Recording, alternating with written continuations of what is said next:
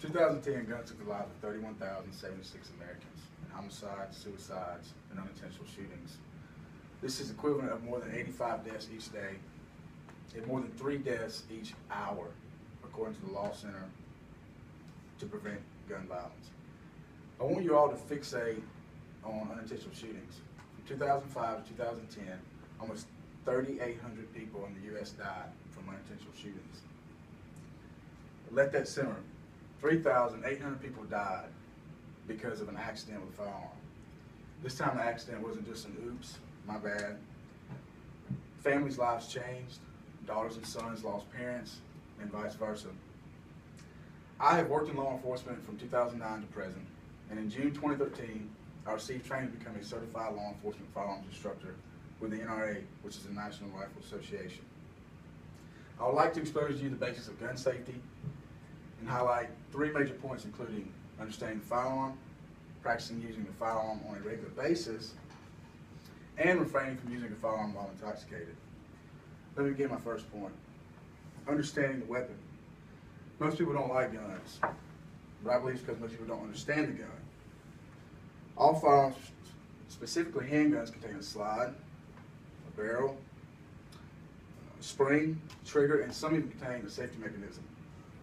Now, what I want all you to be aware of is a trigger and muzzle discipline. Thomas, if you'll step up here real quick. If I were to be holding a gun, as you can see, and if I'm trying to shoot down range, I never want my gun to muzzle somebody. It's kind of common sense.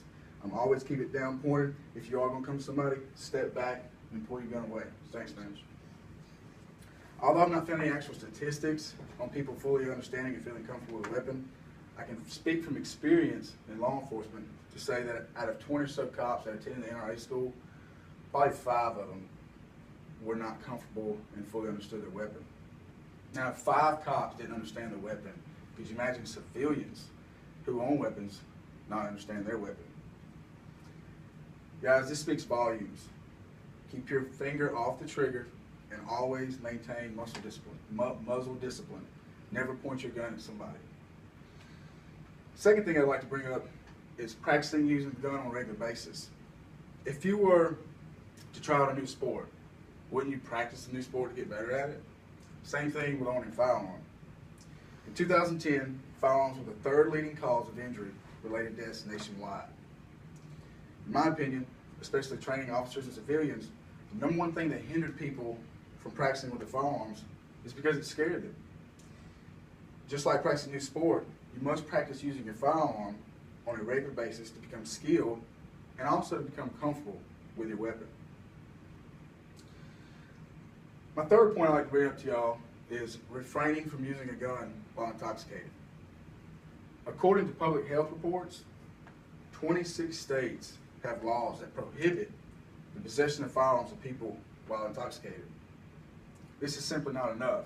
That's 26 states. Why can't we have 50 states that prohibit somebody in possession of a firearm while intoxicated? Throughout my law enforcement experience, I have been the first responder to a handful of firearm shootings related to alcohol and drugs. In most cases, many fell victim to the negligence when alcohol was mixed with firearms.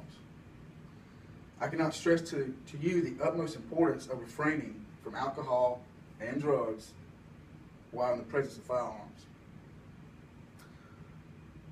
As I begin the closing statement of the speech, I'm not too prideful to beg each and every single one of you, and everybody that y'all know, to please pass on the basic principles I have covered today and pass on to ones who do not fully respect these principles. These are the core principles of gun safety. Again, understanding the firearm, practicing using the firearm on a regular basis, and refrain from using any firearm while under alcohol and drugs. The fight for sanity in our gun safety laws is not by any means over. In many ways, it's just the beginning. This was quoted by Michael D. Barnes. So give it a shot, guys. When you see somebody who isn't practicing good safety skills with a firearm, let them know. The core principles.